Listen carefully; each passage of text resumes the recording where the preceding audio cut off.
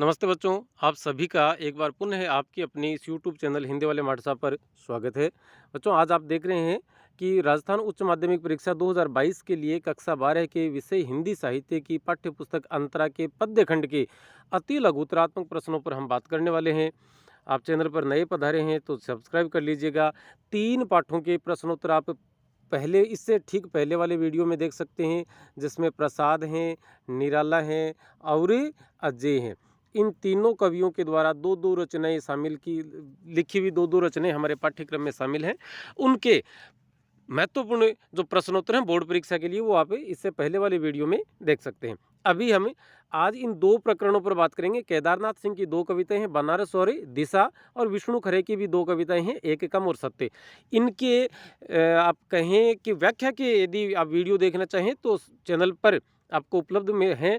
अंतरा कक्षा 12 अंतरा हिंदी साहित्य के नाम से एक प्लेलिस्ट बनी हुई, आप उसमें से देख सकते हैं। अभी हम केदारनाथ सिंह के वाली कविताओं के प्रश्नोत्तर देखते हैं। सबसे पहले कि मानवीय संवेदना का कवि माना जाता है तो केदारनाथ सिंह को। दूसरा प्रश्न है, केदारनाथ सिंह को साहित्य अकादमी पुरस्कार किस रचना हेतु मिला था? तो अकाल में सारस नामक रचना पर। बनारस कविता का वर्ण विषय क्या है, या इस कविता में किस बात का वर्णन किया गया है? तो इस कविता के माध्यम से प्राचीनतम शहर, मतलब बहुत पुराने शहर बनारस के सांस्कृतिक वैभव एवं उसके ठेठ बनारसीपन पर प्रकाश ही डाला गया है। लहर तारा और मडुआडीह क्या है? तो ये प्राचीन शहर बनारस के मोहल्लों के नाम हैं। खाली कटोरों में वसंत के उतरने से क्या आशय है? तो भिखारियों के कटोरे का भीख से भर जाना। मतलब जब वहाँ मेला लगता है या श्रद्धालु बहुत ज़्यादा मात्रा में आने लगते हैं, तो भिखारियों के जो कटोरे थे, निचाट खालीपन था उनका, उसमें जैसे वसंत उतर आया है, मतलब वो भर गए हैं। अगला प्रश्न है छठा कि बनारस शहर का जीवन कैसे चलता है? बनारस शहर के लोगों का जीवन धीरे धीरे चलता है। यहाँ सब काम बहुत धीरे धीरे होते हैं। कवि के अनुसार, सातवां प्रश्न देखेंगे, कवि के अनुसार बनारस की किन किन विशेषताओं का वर्णन किया गया है? कवि ने बनारस की किन किन विशेषताओं का वर्णन किया है? तो कवि ने, मतलब केदारनाथ सिंह ने, बनारस की अति प्राचीनता, आध्यात्मिकता, भव्यता के साथ साथ यहाँ के लोगों की आस्था, श्रद्धा, विश्वास, भक्ति व विरक्ति का वर्णन किया है। आगे देखते हैं। और इसी तरह खुलता है यह शहर। इस पंक्ति में किस शहर के खुलने की बात की गई है? बनारस शहर के। सही सांझ शहर में घुसने पर बनारस की किस विशेषता का पता चलता है? तो संध्या के समय, सही सांझ का मतलब है ढलती सांझ के समय बनारस शहर में जाने पर गंगा आरती के दर्शन होते हैं। मंदिरों में और घाटों पर जलते दीपकों से एक अनुपम सौंदर्य के दर्शन भी होते हैं। आगे चलते हैं। 10वां प्रश्न है, बनारस के भरने और खाली होने से क्या तात्पर्य है? भरने से तात्पर्य है देश के अलग अलग हिस्सों से श्रद्धालु यहाँ आते हैं, और खाली होने से तात्पर्य है यहाँ हर रोज़ किसी न किसी का देहांत होता रहता है, जिसका अंतिम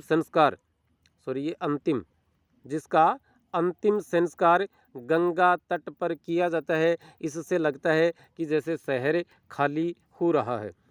शहर के एक टांग पर खड़ा होने का क्या अर्थ है? इस पंक्ति का अर्थ है कि ये शहर बिना किसी सहारे के खड़ा है। यहाँ की प्राचीनता, आध्यात्मिकता, विश्वास, भक्ति, श्रद्धा, आस्था व सामूहिकता लोगों के जीवन में इस तरह व्याप्त है कि शहर एक टांग अर्थात बिना किसी सहारे के खड़ा हुआ सा लगता है।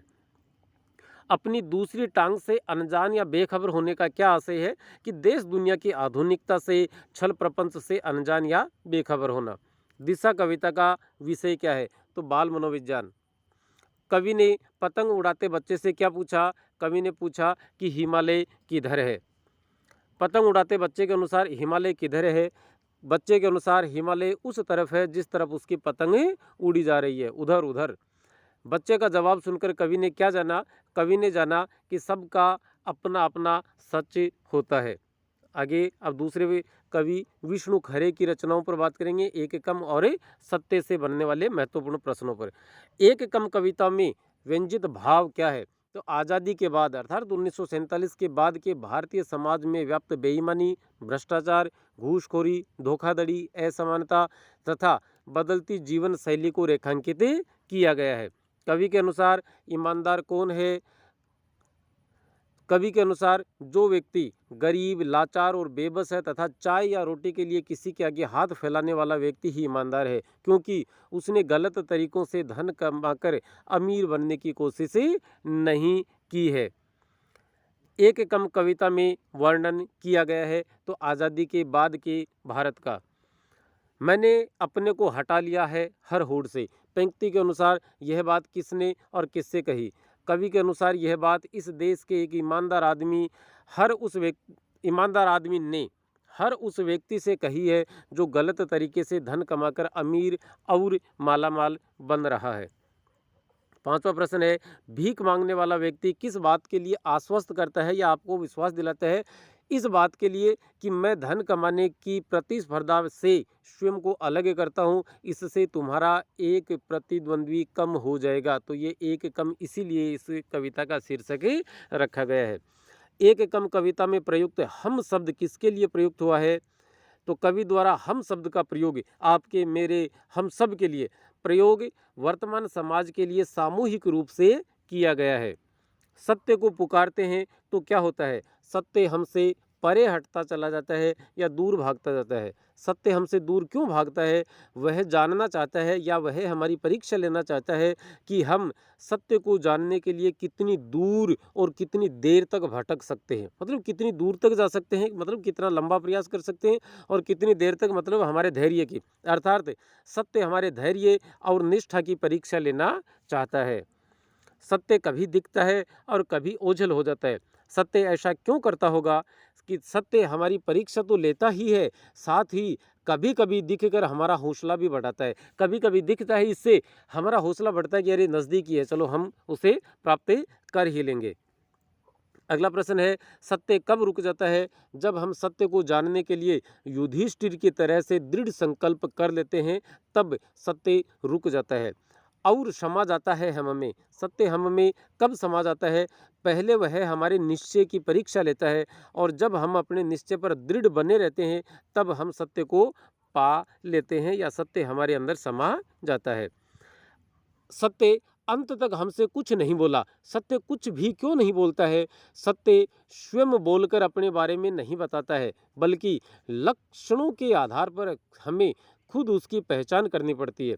इसीलिए सत्य आखिर तक हमसे कुछ नहीं बोलता है, क्योंकि सत्य हर व्यक्ति के लिए अलग अलग हो सकता है।